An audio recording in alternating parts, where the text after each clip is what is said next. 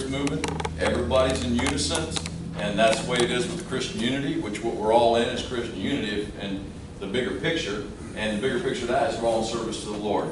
So, there's three types of servants. I'm just kind of getting the mindset set here first, and then I'll go into the next piece, but as far as protocol. Three types of servants. There's the hired servant, the young unprofitable servant in the Bible. Everybody knows how he worked out. And then there's the bond slave. He makes the choice to serve his master out of love. Then we serve others. We serve Christ. The one thing to remember is that when we're serving, we're working with each other, and we're working out of love, the 1%ers are always watching what we're doing. I'll give you a little incident what happened. There's an individual who, and you may, since you're out of the COC out of Oklahoma, you may understand this, but Hesson Paul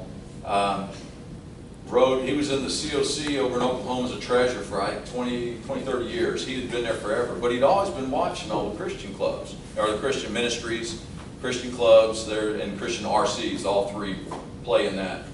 And when it came time here, 2 years ago, he came down with liver cancer. And he was watching the ministries, and the one that did the talk and the walk was the one that he picked up on. And when he knew that he was going to go meet the Father, he wanted to make sure he was right. So he went and talked with that club that he'd been observing all those years.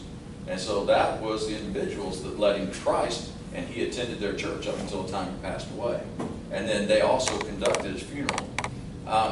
The reason I'm making that statement is the 1%ers, we're always under the microscope. Even when you don't think you're being watched, you're being watched. With the 1%ers, it's like the Father's always, I don't want to make everybody paranoid, but you know, the 1%ers, there's a lot of people that are, in our state, there's a lot of Hell's Angels that are in our state. It's what they call a hideout state. So they're not flying their colors. Now and then you'll see somebody put them on as they're going out of the state. But there's a lot of angels in the state. So when you're talking about Christ, or if you're doing something you shouldn't be doing, you never know when there's an individual beside you who's not wearing his colors at the time, who's observing what you're doing. Or he may have a wife or kids. Hey, guess what I saw those Christians doing with their patches on the other day? Where they were coming out of, how they were talking. You're always under the microscope. And remember, we serve the Father, so I don't really want to say we're put up on a pedestal, but you know we are. Held to a higher standard. We're a higher standard. Thank you. That's exactly what I was looking for, a higher standard. So when you're doing that, you got to make sure you kind of play the game as far as their protocol. Never sell out Christ. Always stay with Christ. I mean, if it comes down to protocol of Christ, you always choose Christ. And sometimes the 1%ers will put you in a position where they're going to try to get you to sell out. They want to see if you're about what you say you are. Because they've already gone through a prospecting period in each of their clubs, and they made sure that they knew what they were doing. You know, they would mess with their prospects, they would check them, they would do different things to them to see if they were legit in what they were doing. And so that's what they're going to see, if you're true to what you believe in. One time I was at Pawhuska, and is anybody here familiar with the Pawhuska bike rally before it shut down? It was kind of like Sodom and Gomorrah. I mean, it was a series of Sodom and Gomorrah. I mean, I'm sitting there standing in front of the CMA tent, and a girl comes up to me and she goes, "Is this your bike?" And I said, "No, it's not my bike." She goes, "Well, can I sit on it?" And I said, "Well, it's not mine. I can't tell you what to do or not do." Well, she started giving it a tongue bath. Oh. And I'm like, okay. And then I noticed that there were some 1%ers across the road watching how I was responding. So I just kind of stepped back and walked away. If I would have sat there and go, "Oh yeah, get it, sister," and then I'd have been, then they'd be like, "He's done. He has no witness, no credibility." All right. The other thing is that when you guys are out working together, remember we're supposed to be unified in Christ. Work together. I know that nobody is ever perfectly cohesive. Nobody is. That's the way our sin nature just puts us in that disposition. But if you're going to get upset, you're going to complain, make sure you're off to the side. If you got an issue with your brother, do it off to the side where nobody's around, or your sister, nobody around sees it. Because if they pick up on that, because they're looking, you'll never see them badmouthing the brotherhood. It all stays in-house. So we got to make sure we stay in-house. So learn to function together and better serve together. Because that's what they're seeing, how you cohesively work as one for Christ. And that also goes with the other ministries or motorcycle clubs. Everybody's familiar with the difference between RC, MM, and MC, right? Everybody's good with that? All right, I'll keep on rolling then. I don't want to, if you know something and I'm already beating that elephant to death or dog to death, just say move on, or just kind of laugh and go with it. And I'll leave this with you guys, this protocol thing, so you have it. All right, this is kind of a little bit dry, but I'll kind of. There are some things that things for you as a riding club or motorcycle ministry to consider when dealing with motorcycle clubs. They're also considered when you're going around motorcycle clubs. Okay, patch holders are people too. They have good and bad days. They have jobs, families. You know, the reason I'm stating that is up front, you know, sometimes they're going to be easy to work with. You know, they'll be friendly to you. There'll be other times where I've gone up to 1%ers and I'm in the ACM. I'm the secretary, and they're like, you know, blow me off, just get away from me. I don't have time today. You know, he may be having a bad day. Don't take it all personal. That's the main thing about this. Don't let it notch you up in the ball or persuade you in your, you know, well, I can't witness to him because he didn't like me. But, you know, the thing is that maybe he's just having a really bad day, or maybe one of his brothers just went down or something. So just keep on going. Just remember, we got up and down days ourselves, and they do too. So when you're interacting with them, keep that in the back of your mind. Okay, when you go when you're being formally introduced to a patch holder, make sure you're the person doing the introduction, or you make sure they know what club you belong to, and if you're an officer and what position you hold. Under no circumstances do you interrupt, correct a mistake while the person introducing you while they're talking. Wait till the introduction is done and politely introduce yourself correctly. Come here up here, Brother Darrell, give me a hand here. Okay. You know, the first impression thing is a big thing, right?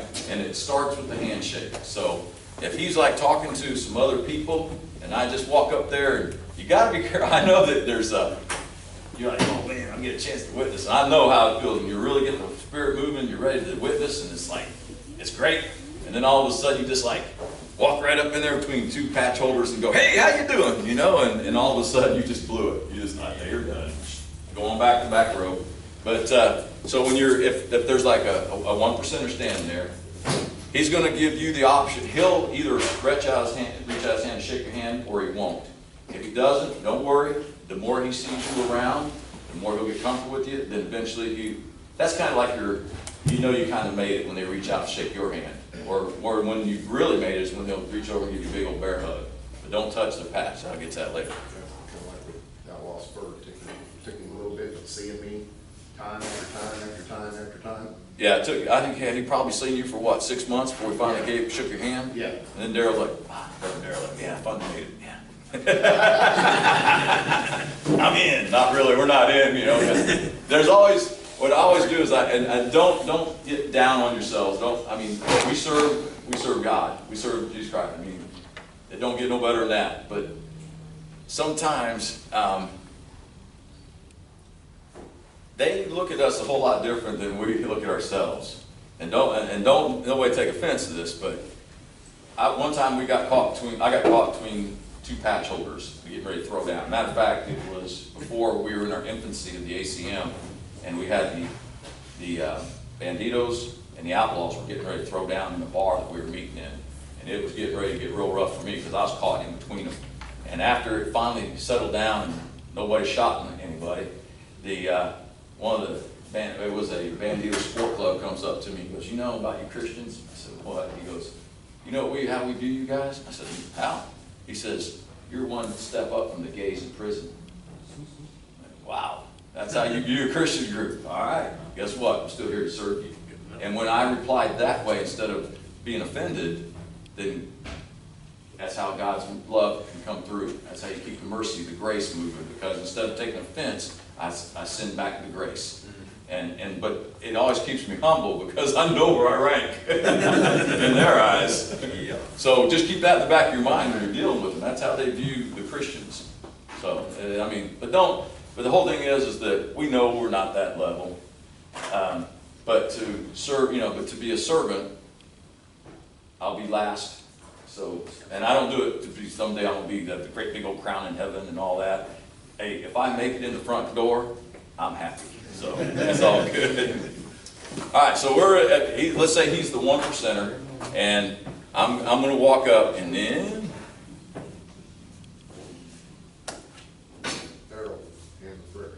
and I'll say, hands of prayer, AJ, and that's all. That's simple. Now I'll play the senior guy, and I'll come up to him, and I'm walking, and all of a sudden he's standing there, and then I'll hand out hands of prayer, AJ, chapter president, secretary of the Arkansas Confederation of Motorcyclists, and Christian Unity coordinator for the state of Arkansas.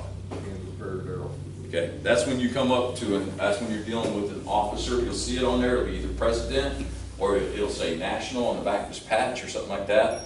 So whoever is the higher ranking is the one that puts his hand out first. Normally, let's say if we're in a group and there's a chapter president, and it's all fine. I mean, everybody's wearing all their stuff on their vest, their cut, as they call it.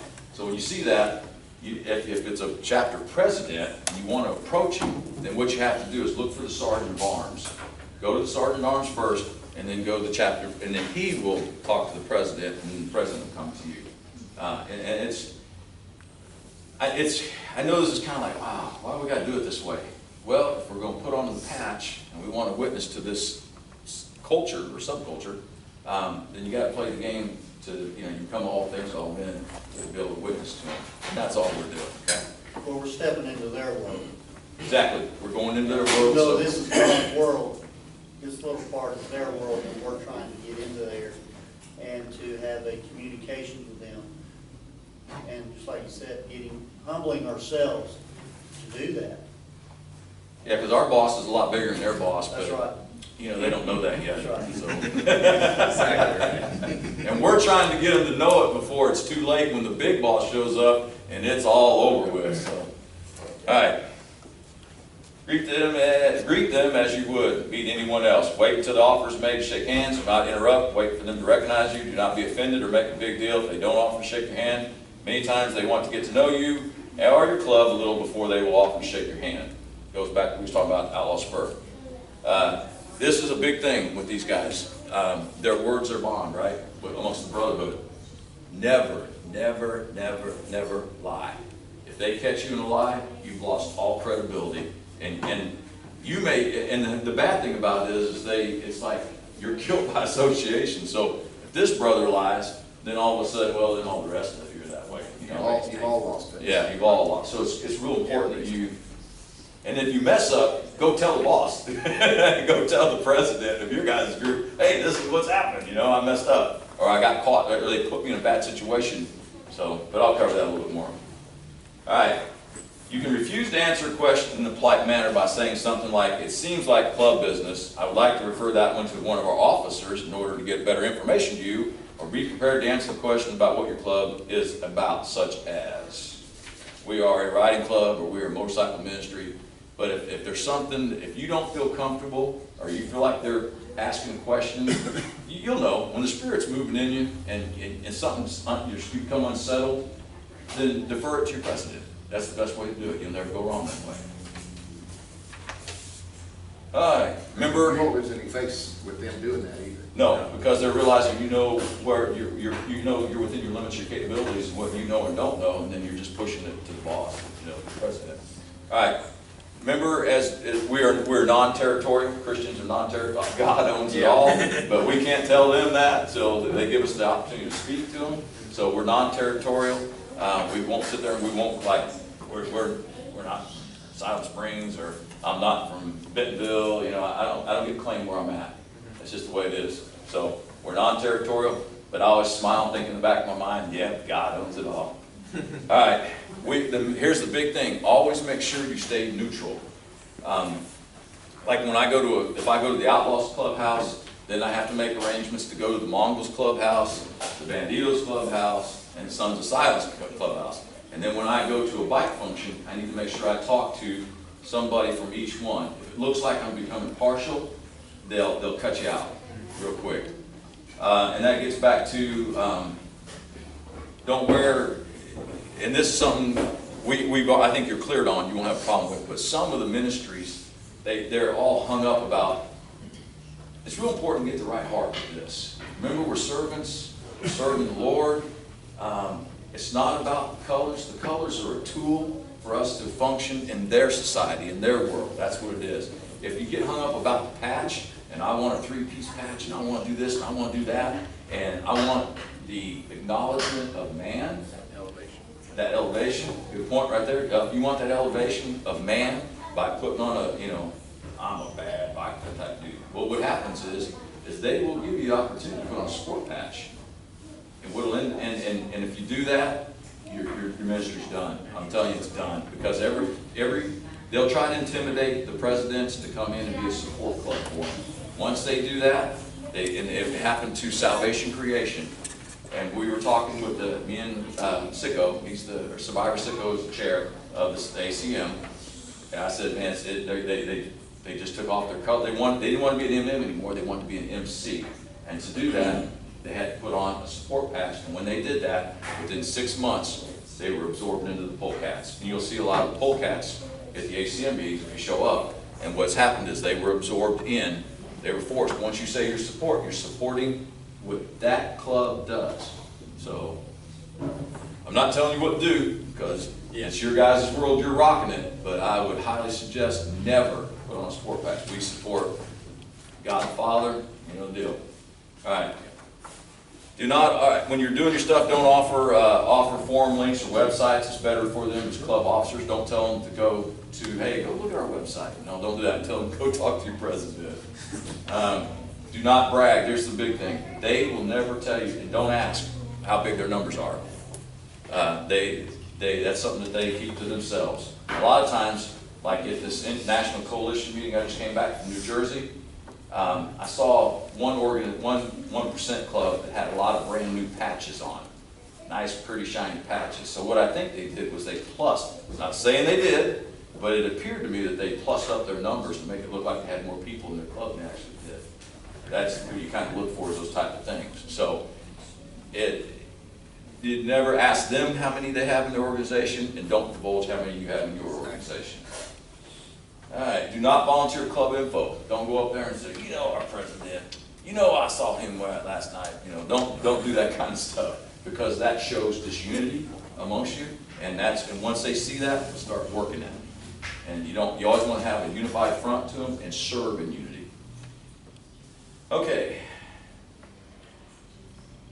All right, women in leadership positions. Being a patch holder in motorcycle clubs, while totally not unheard of, it is very rare. It's just the way it is. Most motorcycle clubs will also rather deal with men if there's business to conduct. Most must realize that while riding clubs is about, and will for the most part accept women as officers, women officers will most likely be allowed to attend any meeting. Whether or not they deal directly with women officers depends on the individual motorcycle chapters or clubs. There's no set rules for this, and they will let you know if it's okay with them or not. Many motorcycle clubs do not care to deal with national officers. They prefer to deal with local or state representatives. A lot of times, the first time you guys come in and you start coming to the meetings and stuff, they will let you know if it's good to go, if they can come in. Reason being is that sometimes there are functions that the 1%ers are doing that you really don't want your wife or your girlfriend in the middle of. So, and a lot of times they'll say, you may not want women here. And that's what they're politely telling you, is they're probably having a wet t-shirt contest or something. You don't really want your spouses involved in that anyway, so let them go do their thing. I'm going to hit it real quick before I lose it. Don't ever, if they're out camping, like at Cottonhead or used to be Pawhuska or the different bike rallies, when they're out in the woods camping, don't walk into their camps. Whatever you do, don't walk into camps. The reason being is that they're conducting their business. I'm not going to go into what their business is, but they're conducting business. What they'll normally do, once you become familiar with them and they know you, they'll say, hey, at 6 o'clock, why don't you brothers and sisters come on up to our camp for a little bit. You'll come into the camp, you'll shake hands, they'll make sure it's scrubbed and neutral, that you won't see anything that you shouldn't see as far as business goes and everything. You'll be able to hang out and talk with them, and they'll say, and then, after you're done eating with them, or after you've talked with them for a little bit, they'll tell you, okay, hey, we're getting ready to conduct business, or we're getting ready to continue our time together, or, that's a polite way. Just go ahead and leave, because they're getting ready to start their business activities again. They're not Boy Scouts and girls. They're not Boy Scouts, all right? But what I'm saying is, insulate yourself, but not isolate yourself, is the best way to say it. So when they're getting ready to conduct activities that they're not for us, that we don't need to see, then they'll let you know to come. But don't walk into their camp without being asked, or else you may get thumped because you see something you shouldn't have saw. Okay. What about going into their camp with your cell phone and stuff? They'll sometimes, good question, you've been paying attention. He keeps me out of more trouble, I tell you. A lot of times when you go in front of the presidents, like when you went in front of them, they make you leave your cell phones, no recording devices, no nothing. Sits down on the table outside, somebody watches it while you go into their presence. Sometimes they will, sometimes they won't. That gets back to the next thing. Thank you for reminding me that. Do not, on Facebook, or a lot of Christian groups can't wait to get out there and say, yeah, look at this, we just witnessed some 1% bikers. And I'll put it on Facebook and you're done. Because you never, here I was the whole time out in New Jersey, and I'm around all the vice presidents. I was with Hessen, that was the national president that was at Hessen Paul's funeral, that got up and spoke. He was there, had all these national officers. Yeah. No, it was Hessen, the guy from Hessen, he has a British accent. But he was there at the national convention too. All these guys are there, but you'll never know, you'll see my Facebook, I never mention who I'm there with. I don't take any pictures. I take pictures of Christian unity. Hey, we want everybody to know that we love God. That's cool there. And some of the ministries don't want their picture taken, but it's like, it's up to them. If they say, I always ask before I take a picture, is it all right? They say yes, take a picture. If they say no, don't take a picture. But most of the Christians, we're like, hey, Christians, take a picture of my brother. Yeah, and they'll take, and then you put it on Facebook, it's cool. It's like when you took all of you were lined up. Yeah. Yeah, I don't know if anybody saw it. You saw it where we're all lined up on the wall? Yep. Yeah, well. Tiger Mike had that on there. The bad thing about it was we tried to interlock our hands, and then we went like this around each other and it covered up the potches. Then we put our hands in our pockets, and then they said, well, just put it down in front. Well, you know what that looks like. I saw that too. They're like, so, whoa, you guys in the men's room or what? Is what they asked us. Sometimes you just can't get it right, So you just have fun. It's a brotherhood. We love each other. Just have fun with it. No big deal, But we did catch a lot of ribbon about being in the men's room for that shot. Yeah, I saw it. All right. If anyone knows a patch holder, don't let him or her throw the patch holder's name around or nickname. Remember, you're trying to show you're neutral. If you're sitting there going, yeah, I know this guy, and he's invited me over to do this and that, well then this person that you don't know is a patch holder standing next to you, maybe a rival club. And so when you start talking that way, then you get in trouble. I know I'm in a sterile environment where if there's a patch holder in here that's a 1%er, I would really be shocked. But I'm not saying it's not possible, but it's not likely, all right? So I'll talk a little bit freely. We'll talk about different people. But if you're out in a rally, be very careful about names you throw around, because you may, and that's where the support patch and all that stuff is, because you want to be able to witness to everybody. And if you start showing favoritism to somebody, then they're going to expect you, eventually they're going to approach you about putting on a support patch. So that's why you want to show, they ask you, who do you support? I support Jesus Christ, I support God, and you're good to go. Well, the thing is, that a lot of the rallies, they won't be wearing their colors. You won't know who's who. Unless you recognize their face from seeing them at other events when they were wearing them. They don't, like over like Blizzard barbecue. I'm sitting aside watching this one. Yeah. If anything said about them between club members is club business only. So if you hear them two guys cross-talking, two outlaws, and because they start talking about club business, just back away. You don't want to hear the business because you get drawn in. And then you can't stay neutral. And don't repeat it if you hear it. Because then there'll be because by the time it does, you ever played it was that operator, where it goes around this person, comes back around, it's already something completely different than what was started. Well, but it doesn't matter because it'll have your name on what's coming around, and then all of a sudden you're standing in front of the 1% president explaining what was said. And it's like, hey, that's not what I said this. And he said, well, what were you even talking about that for? So Just be careful. Yeah, the best thing to do is just avoid instances like that. Just Yep. stay away from them completely. Yep. It's Now, club the best business, thing get to do is whenever you're walking in and out of COC meetings and stuff like that, you see people out front, you know, you have to walk right by them, and they're looking at you, and you look at them, hey, Sabbath Keepers Code, you just keep on walking. Yep. That's it. Keep on walking. If for some reason you have to say something while in public about motorcycle club, take the person you're saying to it to the side, make sure there's nobody around, say only what you need to say, get your meaning across, say as little as possible, and make sure it's where somebody can't overhear it. Because if it can be misunderstood, it's just like texting. You know, my wife will tell me something, and I'm like, what is she mad about now? And then actually, she wasn't mad. She was just telling me to do something that, you know, you know how it goes sometimes. All right, show them respect. That's number 1. It's worth repeating again. Show respect. The respect you give is the respect you normally get back. All right. That is the number 1 thing.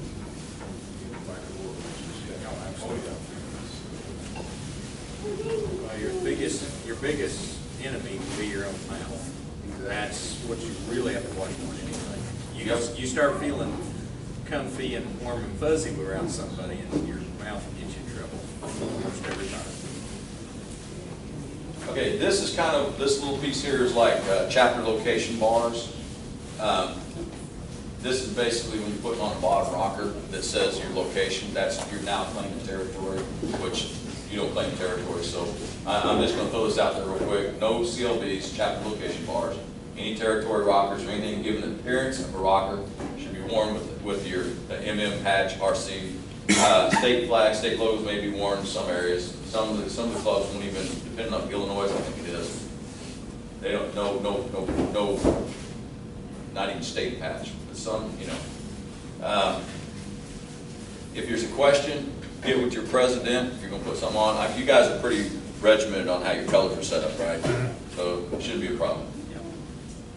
Okay, if an establishment, this is not really a big deal. It mainly is during Viceman's Barbecue. It was a while back. It's not now. MED, Janet, has worked real hard at getting all the colors allowed into all the different places in Fayetteville. So it's not like it used to be a couple of years back. But if you see an establishment that says no colors, and they'll look at the Christians and go, yeah, right, come on in. Don't do it, because what will happen is it looks like favoritism. You're not supporting the people you're trying to reach. If they say they can't come in here, it's almost like I'm not going to play with him because he's got long hair or no hair, you know, that type of deal. So if they can't go in, you don't go in. You could, but I wouldn't, because you're not going to. It makes it like there's favoritism and impartiality, and that's not what. Well, you're not standing with the people you're supposed to be supporting. There you go. They're going to take it as disrespect. They'll take extreme disrespect, and rightly so. This will take a little bit before you get invited. I mean, I've been riding with colors for a patch for 10 years now, and I just got invited last ACM to come to one of 1% clubhouses. I mean, that's how long I've been riding. They really, I mean, they really don't trust people, and so they've seen you established for a while. Then they'll bring you in. So the longer you ride, the more you'll get in, so to speak. All right, do not, when you go, like if they do invite you to the clubhouse, don't wear your club colors in. Just carry them in your arm. You know, when you get to the door, carry them in your arm. Walk in and say, hey, is it all right if I wear my colors in here? And they'll say yes or no. And you know, if they say no, then go back and secure them, lock them in your bike. Don't just leave them there, because now what you're saying is, I don't care about my colors. Well, you can have them if you steal them. That actually happened. We had a firefighter club in Oklahoma 2 years ago at BBQ. I happened to see the bike too. And he left his cut laying over the windshield, walked away, and outlaws heard about it, and that was brought up at our next COC, and there was no pay. Yeah. Because you're just leaving it for anybody.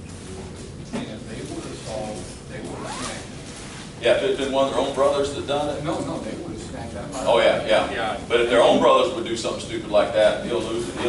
It'd be a really rough day for him. That was, yeah. Very early day. Okay. All right, this next part. You guys don't beat me up now, all right? In regard to women who are in the MC club, but not in the club, old lady is not a negative or derogatory term. It's just a slang term commonly used. Property of patch is a way of showing the support of their man or his club. But it's going, my wife goes, "You call me old lady, I'm going to bop you." You know? Even I'm not that stupid, but you know. But if you hear somebody call their wife old lady, to them that's a respect term, because they just don't call anybody old lady. That she had to work her way to get to that position. That's a respected position. In the Christian world, that's going to be a rough night and a big fight that night. But you know, but just so you hear that, don't get upset. And you know, and if your husband gets into the flow of the organization and lets it slip, you know, give him a little bit of lenience. It's just a little bit. Don't take offense if they refer to your wife or your better half as your old lady. Oh, yeah. I almost did that to Daryl's wife one time, but then my wife and then both would jump beat me up. and remember, it's a sisterhood amongst those that wear the property of patch. And normally, this is something that I suggest, I'm not telling anybody what to do, but when your women, wives, girlfriends, when they're out running, you should have a patch member with them when they're out at all times, because they will have a patch member with their women at all times. So that's why you got to be careful, and you know, and yeah, don't approach them. That is property. You do not approach them. Now, this is the beauty of having women in your ministry, is that you can approach them, or you can talk to them down the road. You know, if you have the opportunity where you get up beside them, you can talk to them, but never. As a matter of fact, if you're out and all of a sudden she runs up, you know, like, well, I'll play this mouth. So I'm sitting there, right, and all of a sudden, one of the 1%ers comes up, his wife, his property owner, starts running up and says, "I want to know about Jesus." He will sit there and keep his mouth shut, and then I would be the one who would start talking. And all he would do is just sit there, and I would suggest he'd start praying in case somebody doesn't take it wrong. Exactly. So that's just some of the things to keep in mind. We're not allowed to speak to talk to their women, the men are. Correct. That you could, if you're wearing a, you know, yeah, then you're allowed to. Yeah, but if they tell you, "Hey, get away from my property," then just no problem, walk away. But it's really interesting, because a lot of times that's where the hardcore Satan-loving lifestyle breaks. Is something happens to the child or the wife, and then she reaches out to you, and the next thing you know, you establish a relationship. Now you've started prying that door open, and then the husband will start, well, oh yeah, they're friends, they must be cool. And then all of a sudden he'll start talking to you about what's going on. So that's one way to look at it. Do not sit, I mean, this is a given, but I'll tell it anyway. Do not sit on a patch holder's bike unless you're invited to do so. Oh, Lord. Do not expect an invitation. Just letting you know, I mean, I wouldn't do it unless you become highly suicidal. You better talk to the brotherhood first, you young brother. Brother, I'm having the urge to go sit on the bike. I'm going home here in about 30 minutes.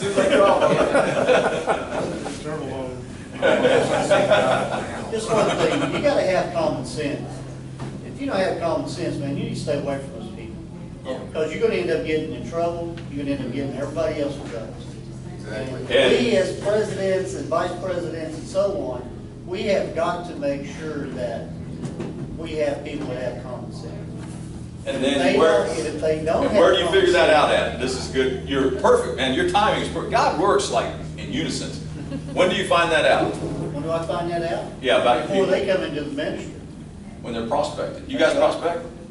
So when they're prospected, this is when you determine if he's like, you know, his elevator just doesn't go all the way up, you know, because if you let it, once you know, that's the prospecting. You got the hang around time. That's where you kind of check them out. You kind of see what they're really after. Why, you know?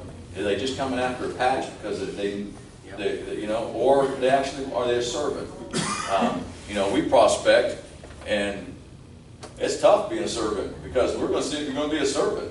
And so they're like, man, you're a Christian, then why are you doing this stuff to us, you know, our ministry? And it's because if you're not a servant, you're in the wrong game. You know, go hang out at church and go do the choir thing or do whatever you want, but don't come this way because you gotta be a servant. But you figure that out once you do the hang around time. Then when they get serious about being committed, then you do the prospect time. And when they're doing the prospect time, that's when you find out if they got common sense or not. Because once you put that patch on them, now they're part of the whole group, and if they mess up, then it looks bad on all of you. Well, you don't have control over them, because how often do you get with all your people? Oh. Yeah. That's Oklahoma, I we hear you. spread that all over Oklahoma. Yeah. You know, and RL, he's north, you know, I got Viking east, you know, and Caveman on here, but he's southwest, you know, and I'm right in the center of everybody.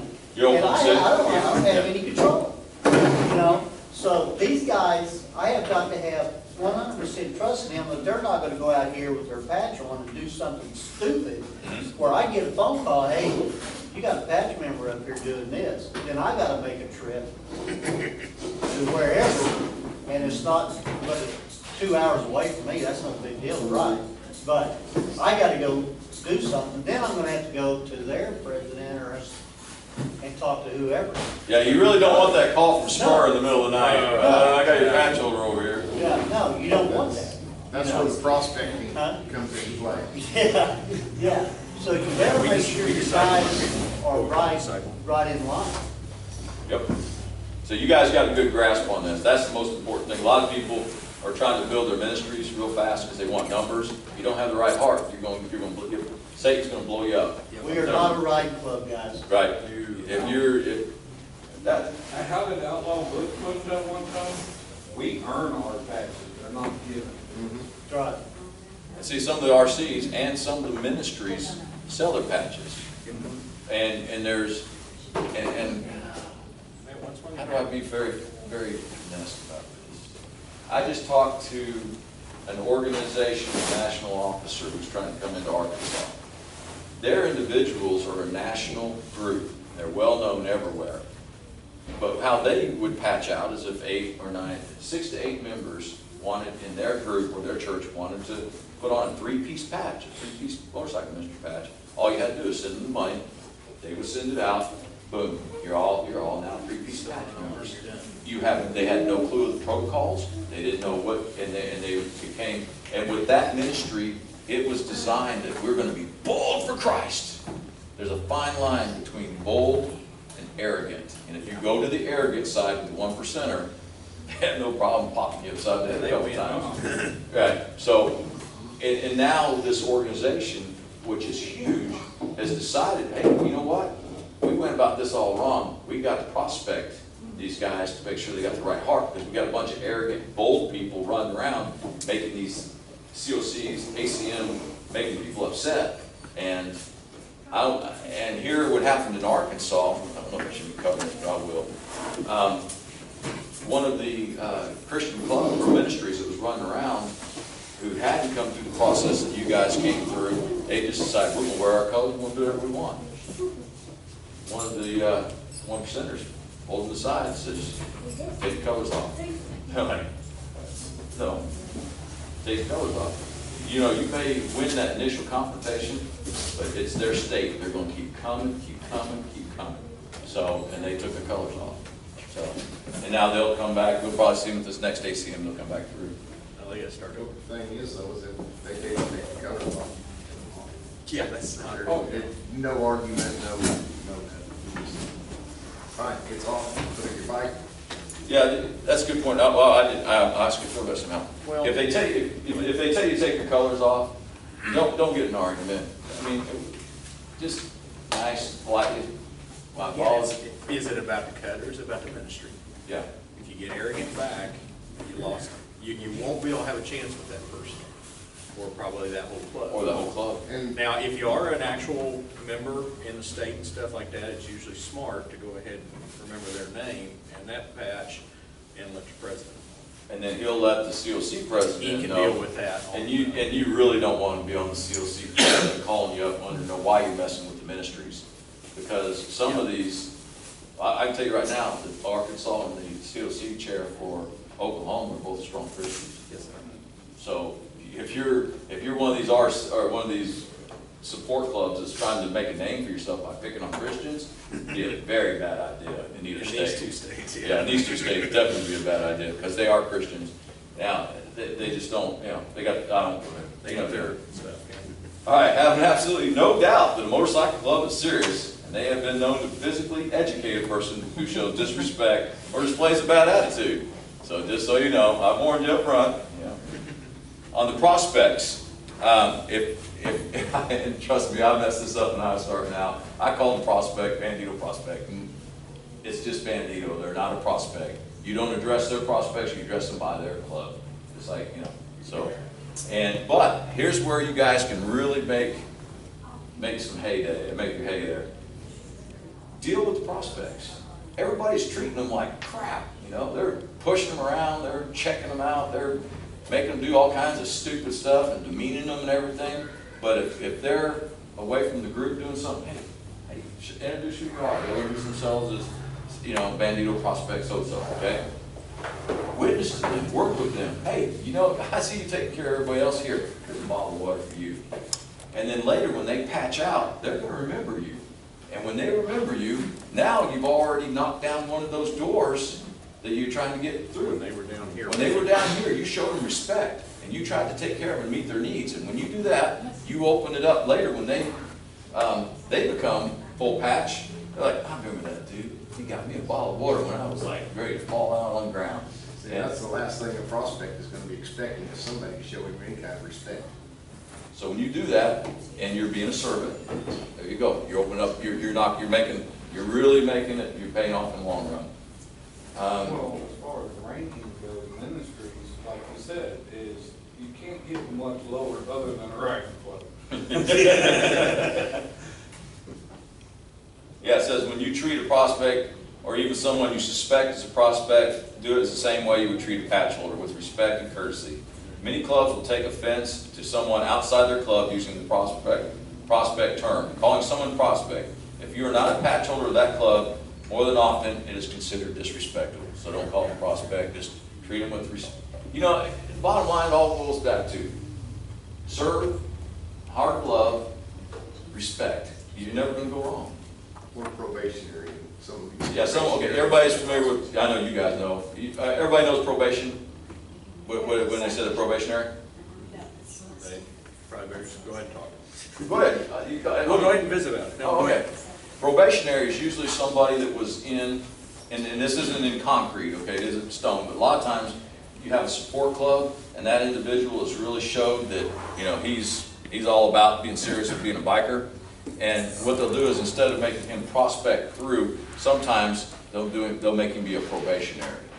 Like if he was let's say if he was the president of the Polecats, it'd be kind of stupid to make him, he's already proven that he's a biker and that he's trusted and all that. So instead of making him go through the whole prospecting thing, they may say, well, you'll be a probationary.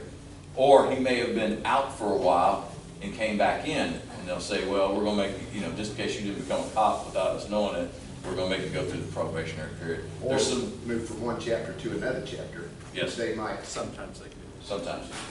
It's just a way to check you out without being full patch, but, yeah, go through the whole thing though. Yeah, because if somebody moves from California out to here, they don't know yet. So they're gonna, It's better go ahead and run them through something. yeah, they're gonna do that just to check you out, find out for sure. All right, be aware that the problems created in one part of the country by an MMRC member or issued with an MMRC in one area have the potential to affect the RC or MM members in other areas of the state. Gets back to what you were talking about. Yeah, you can't control what they're doing, but you'll find out real quick if they're messing up. It's like, whew, it's like, man, that's fast. He just messed up yesterday, and I'm already hearing about it. And I laugh because my national guy is at the COC in Oklahoma, and everything I do, I don't even know he knows about it, but he does. I'll give him a phone call. Well, I heard about that. Really? Who told you? It don't matter. I just know. Yeah, we've got a pretty good Pastor idea Pickle. though. Yeah, Pastor Pickles are national, so, and I got people that are watching me all the time that are in the 1% world that are always telling me what I'm doing, if I'm messing up or if I'm doing right, and then he refines how I carry myself, so. And it's all about making ourselves better for the service. Yep. Okay, the term, I did this one time, and I was embarrassed. The term brother or bro has a special meaning to a patch holder. Do not call a patch holder brother or bro. That brothers are fellow patch holders, and that has to be earned. That term is earned amongst them, so, yeah, I did that one time. You with can Mandy. catch yourself. I'm like, hey bro, what's going on, dude? Oh, you messed up. Reel him back, he's messed up, go back in the row. Yeah, I don't know what else. So, Although you'll find most of the Christian patches will very quickly. well, that's. I mean, as far as we're concerned, we're brothers in Christ. Yeah, that's, I always sides hug do. a Christian, I just naturally hug it. Yeah. And I'm not gonna do the kiss part where it talks about in the Bible, kiss one another, but I'll do the hug. The feet washing. and stuff Yeah, like I'll do that. the feet washing, I don't mind washing anybody's feet, but, the kiss thing's might make my wife jealous. We went to a Christian Unity deal just like this here in Tulsa. It's been about 5 years ago. And at the time, the chair of the COC was Bandito Lee. Mhm. I don't know if you know Yeah. what I'm talking about. Yep. And he brought that same thing up.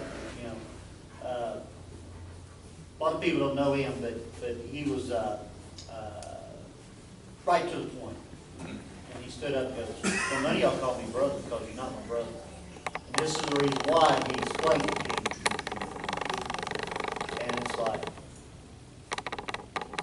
I understand. Fit right at that Christian Yeah. meeting, and it helped because some of them weren't clicking. Yeah, You can tell it started clicking. because the brother will end up dying for Right. your brother. And that's what happened in Denver, when the cop club, Iron Order, started, they were playing bad biker, and then all of a sudden, when it got real, then they all became cops. And that one Mongol wasn't armed, but he was getting ready to shoot his brother, and he charged him, took the bullet, died for him. So that gives you an idea how the brotherhood, how they view the brotherhood. It's deathly serious to them. Yeah. Right? Don't ever, now, some it's not a big deal, but some, you're gonna get, if you touch their pads, they're gonna punch you. I'm just telling you. But don't ever touch any part of another club member's colors, which includes the vest, jacket, and sewn on. This is considerable, serious disrespect, which could cause them to aggressively educate the uninformed. They will too, quickly, I've seen it. But, and then this last, go ahead. If they allow you to get that close to you, to let you get that close to them, usually they're going to give you a hug or something. Yeah. You ain't got no choice but. Exactly. I kind of go high. I don't ever want to go low, because they might think I'm the lower step, but. Right. But you understand what I'm saying? If they let you get that close to you, Yeah. You're actually, then you have something personal with them. Right, you're probably not going to have an issue. You will not have an issue. But with coming them. up to them like this is Yeah. hey man, how you doing? and then all of a Don't sudden even it's go like, there. rock your head back a little bit Just, and get over it. just put your hand out Yeah. and go on. Yeah, when you get to that point where you're Let them hugging initiate, the yeah. 1%ers, you're That's- accepted, you're not Yeah. their brother, but you've probably earned the right to speak with them Yep. and talk, and when the time's right, See, that's what's happened with me, that hug you gave me, that's what I've gotten up to. yeah. He gives that you the takes full a lot of frontal. time. Yeah, it takes a lot of time. You've been around a lot longer. The big thing is I've heard some of the ministries, I don't, you guys know better, and I'm only just elaborating on this because of others, if you see others, when you're bringing them in, educating them in this, is a lot of people want to come in, and it's like this gold star that if I can get a 1%er, and they're like, I'm going to run up that 1%er, and I'm going to get right in the grill, and I'm going to save them, and they're going to go to heaven, and I'm going to get a super big star. It don't work that way. A lot of them, Several stars. or a couple of stars, I don't know. Remember that most of the 1%ers are from dysfunctional families. I'm not saying that it's in general, but and somewhat in general, they're from dysfunctional families. They don't relate well with God the Father. So when you start talking about God the Father, they really don't, it's kind of like, yeah, I know who my dad was. Yeah, that's all right. I'm talk to them, if you come in and you earn the right to speak with them, you ride with them a while, they trust you, you form a bond of brotherhood, then talk to them about Jesus, the brother, our brother. It's an easier angle for them to accept than God the Father. A lot of them, and they understand the brotherhood. The reason they have the brotherhood is because nobody has, a lot of people have nothing to do with They have them. no family. They have no family. This They're is a outcasts. family that they understand. Yeah. So and that's how they survive, is they make that bond with each other. And so when you got to keep that in mind when you're witnessing to them, that's how you're coming around. That God the Father is authoritative figure. A lot of times it's how you're really going to witness to them is through their family, okay? Especially if they go down. Yep. Because in Oklahoma, we have a network on Hospitals. hospitals, okay? Our state is cut up into 3 sections, okay? East, middle, and the west, okay? And each one has a head of a ministry. One of the ministry has a head in that section, okay? Whenever a biker goes down and wherever, the network goes out, and we go to the hospital, and that's where and this is where we excel at, is we talk to the family. You guys Pray put with in them. there. And You then visit that's family. where then we go in. We had a chair, or a member on the COC go down not long ago, and we were able to work with that. There were a lot of guys, and the ministries just hit it, and we do well at the hospitals. It shows up. We even had one of our ministry guys go down, and he went back to thank the nurses later. He said, "Who are you anyway?" Because we had to chase out 50 bikers the first day, 20, 30 the next day, because the ministry just hit. I'm just like, we're here. The Christian community of Oklahoma, you guys are square.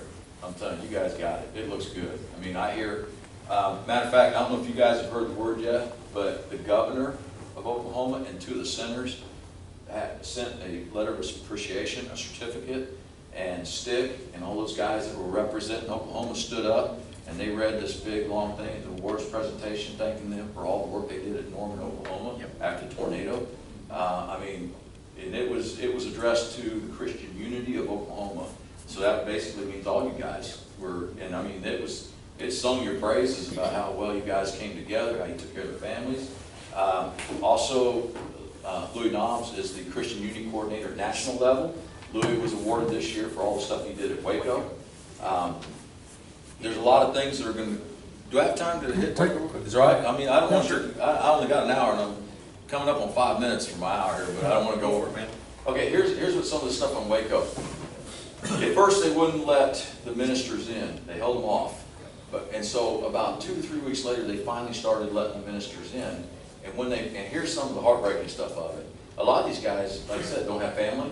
They had pets. So they're getting the keys to go home so they could bury their pets, because their pets died of starvation and thirst. Because they weren't allowed, they had $1 million bond. So they couldn't get out of jail. And they didn't have no family. And guess what? All us brothers are in here together. So they had a lot of the ministers, that's what they were doing in Christian Unity, was burying their pets for the first little bit. This is kind of what they're surmising. I'm not saying this is fact. I'm just saying this is what was surmised. They think that one of the Cossacks was a cop. And because he was wearing Cossack colors, next thing they know, they turn around and the guy's got a gun and a badge. They're not also releasing that, there's a gag order on the defense, so they're not able to speak. But the prosecutor has been doing a really good job about putting they're releasing stuff that taints it in their light. They released that these guys were all shot in the head. Well, they didn't release the ballistics, which show it was mainly police that did it, a lot of snipers. So they're not releasing all the parts. They're just leaving what. Well, and if you can throw it out the first day, it's a big game war. Yeah. I mean, all the bikers still went, what? But it messes with the jury pool. Yes, exactly, and it's going to be in that county that they're pulling it from, so that's why they're tainting it real bad. Some of the other stuff that's going on, one of the guys that's being treated for PTSD now that's in jail, one of the ministers is working with him, he was trying to take care of one of the Cossacks who was bleeding out, and the cop pulled him off of him, and he identified himself, I am EMT, certified in the state of Texas, and the cop said no, and he had to watch the guy sit there and bleed out right in front of him and die. And so it's messed with him, you know, go figure, that's what your fiber's about, is saving people. Yeah. But these are the different things that are coming up. So, Uh-oh. sound like my kids when they're getting out of bed in the morning. Where's breakfast? Yeah. So in the good thing that came about from the We Don't Wake Up, there is anything good, is that when the Banditos came back from Texas that were down there, they came back into Arkansas and they said, we want this Christian unity thing in our state. Yes, they did. So that opened up the door. You guys, Oklahoma's well established, but we hadn't been. They were fighting it with us. And then all of a sudden when they saw what happened in the Christian unity, and here's kind of what they're doing from what I've heard. All the money that was going in is called Shield of Faith, or Shield of Faith. Shield of Faith. They brought in over $70,000 so far year to date. And so, but that's been going to the families every, you know, and it's all, anybody can view the records, it's all above board, there's no hidden stuff, they're buying food cards, gas cards, they're paying their lights, their water bill, they're paying their utilities, I mean, they're taking care of the Louis and people. Dwayne did an excellent job. Yes. Those two men really worked that. And that's why Louis got the award this year at the National Convention because of what they did. But that paved the way. But one of the things they did with the Christian Unity Group is that, you know, one minister would be the point for this family. And so that way there weren't being all these people bothering them. There's just one minister for that family. And then he says, okay, hey, they need a yard mowed, or okay, can you pick your kids up, or can you take the wife for, you know, hospital appointment, stuff like that. So, and that showed that groundswell. It opened the door, and you know, because that's the way Christ did it. When you know, he met the personal needs first, and then he took care of the spiritual needs, and that's what's going on down there. That's right what they're sitting there. They don't know what's going on with the family, the pets, anything. Because I mean, and the main thing is always do a soul check when you put your patch on. Why am I wearing this patch? Always keep telling yourself, ask yourself, why am I wearing this patch? Anybody got an answer? Anybody want to go out on a limb? Serve others. To serve the Lord. Serve the Lord. You're getting there. But when you put on the patch, you're being more specific. Well, just serve the Lord first and serve the biker community second. There you go. You were paying attention the other day. I surprise you sometimes. Yeah, we've rode together for a long time, so we have a little bit of fun back and forth. But yeah, when you put that patch on, remember, you're putting on this patch to serve the Lord and to serve the biker community. And if you just want to serve the Lord, but you want to serve yourself in the biker community, or you just want to parade around with the patch, then don't put the patch on, because then you make it harder for those with the right heart that are going in. So always do, when you put that vest on, put your cut on, look in the mirror and say, am I really serving the biker community? Well, that was an interesting deal, because I ended up on the interstate and was talking with just an elderly couple that ended up being from the same area I was. We ended up coming from two different directions. We were visiting, a patch member happened to pull up.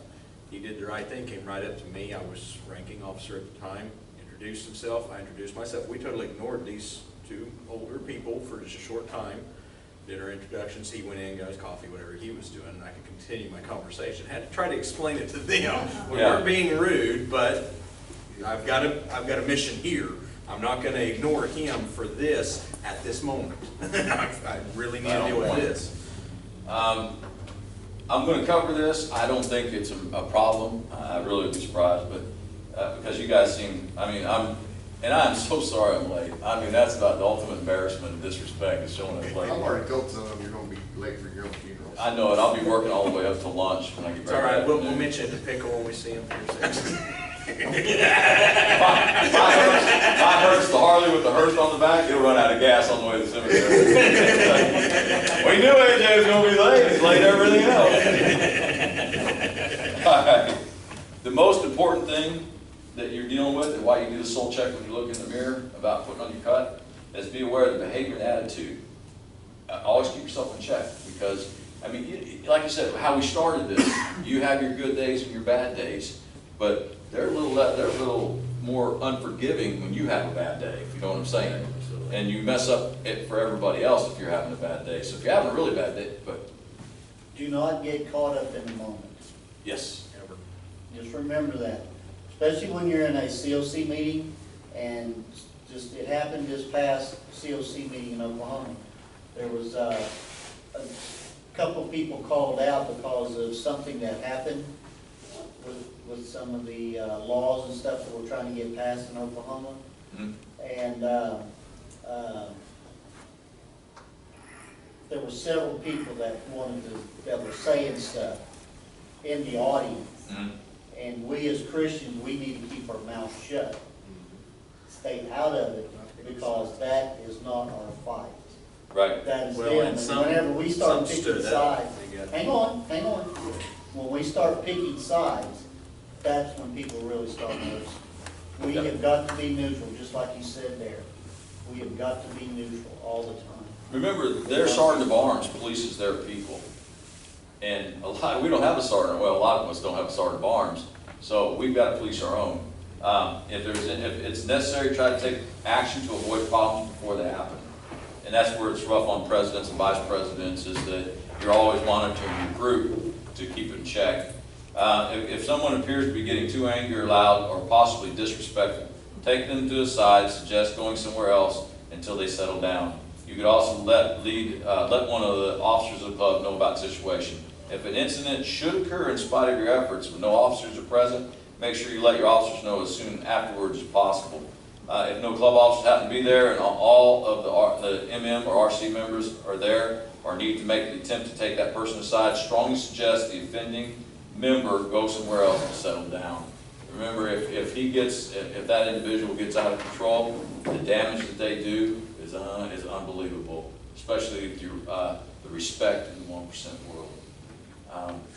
But as I'm sorry I overran, but I'm always late for everything.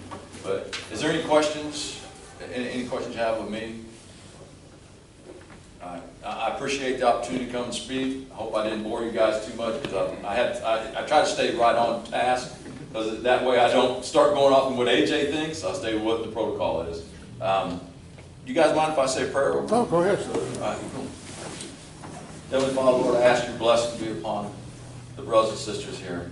Lord, I ask that you give them a clear mission, a clear vision, Lord, that you protect them, that you enable them and strengthen them, embolden them to serve you.